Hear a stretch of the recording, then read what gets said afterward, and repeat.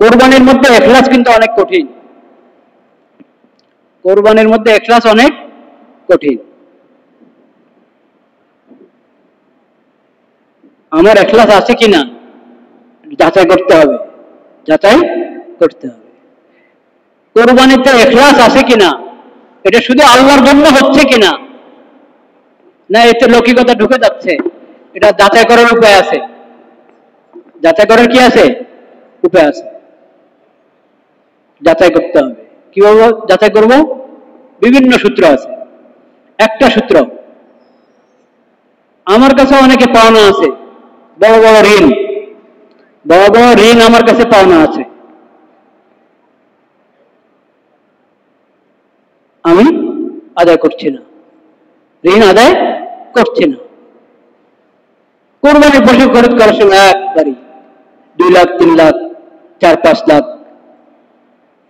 অথচ মানুষ আমার কাছে পাওনা আছে, পাওনা দিচ্ছে না। আমার সামর্থ্য আছে, ঋণ আদায় করে দেওয়ার সামর্থ্য আছে, আরেকজনের হক আদায় করে দেওয়ার সামর্থ্য আছে, ওসব হক আদায় করছি না, ঋণ আদায় করছি না। চাচ্ছে তারা, স্মরণ করিয়ে দিচ্ছে, কিন্তু আমি এড়িয়ে যাচ্ছি।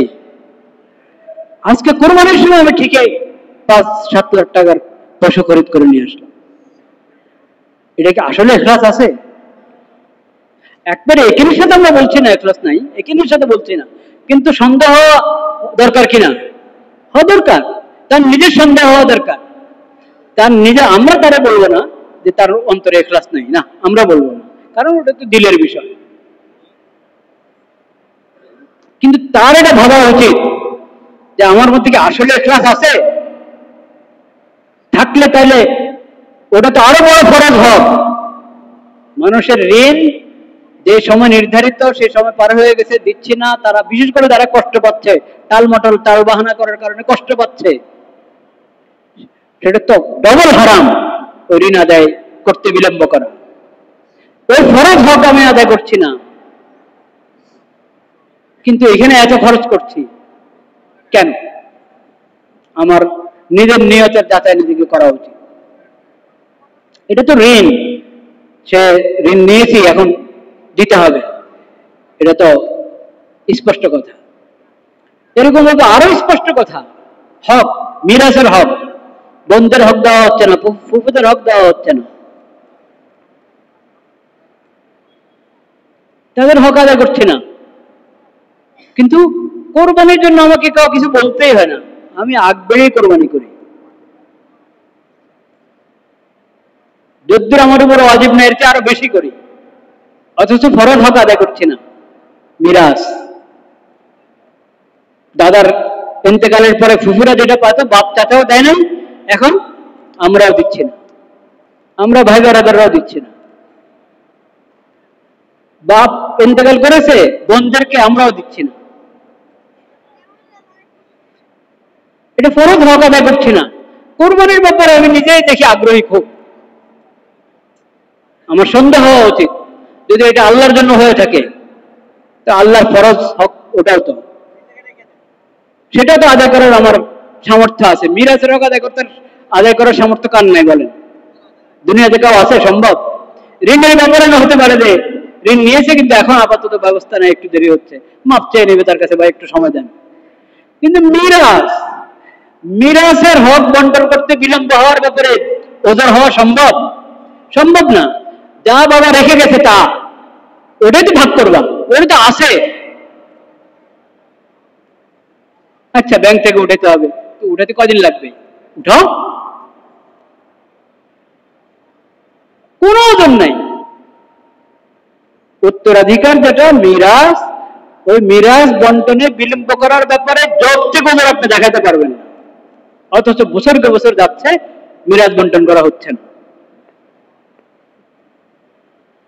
ওটার জন্য প্রস্তুত হয় না। কুরবানির মধ্যে দেখি একবারে সবার আগে আগে।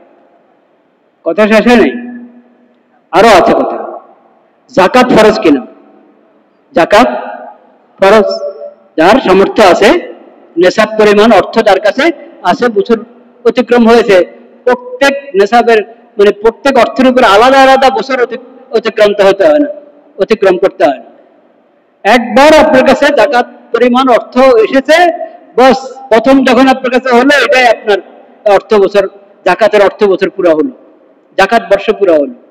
এরপরে প্রতি বছরেই আপনার কাছে যা থাকবে, চাই কোনোটা 1 মাস আগে এসেছে, কোনোটা 2 মাস আগে এসেছে, কোনোটা 3 মাস আগে এসেছে, ওই সব বছর পুরো হয়ে গেছে এগুলো।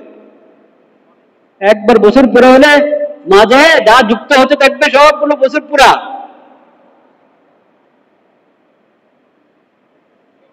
জাকাত যোগ্য যা যুক্ত হচ্ছে সবগুলো বছর হয়ে যাবে। তা আপনি জাকাত দিবেন প্রতি বছর, সামান্য জাকাত কত ভাগ? 2.5 ভাগ, শতকরা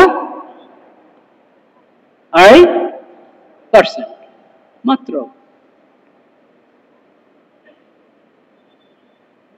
তখন যার অনেক টাকা, তার জাকাতের সঙ্গে একটু বেশি আসছে, তখন মাথায় হাত উঠে এত টাকা দিয়ে দিব। কিন্তু এত টাকা আসলে কত টাকার মধ্যে কত টাকা? যত কোটি জাকাত আসছে আপনার, আপনার পুরো সম্পদের মধ্যে এটা কত? ওই 2.5 ভাগ।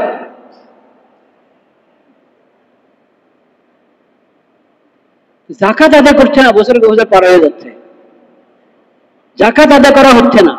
হয়তো নামে মাত্র আদায় করা হয়, যথাযথ হিসাব করা হয় না, আর না বিলকুল আদায় করছে না, বছর বছর পার হয়ে যাচ্ছে, কিন্তু কোরবানি মিস হয় না।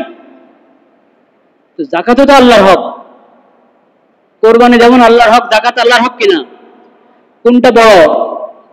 জাকাত বড়, জাকাত বড়। কোরবানি তো ফরজ না, কোরবানি করা তো ফরজ না, কিন্তু জাকাত করা, আদায় করা কি ফরজ, কোরবানি তো ওয়াজিব। এমনকি অনেক ইমাম সুন্নাত বলেছেন, সুন্নাত মুআক্কাদা।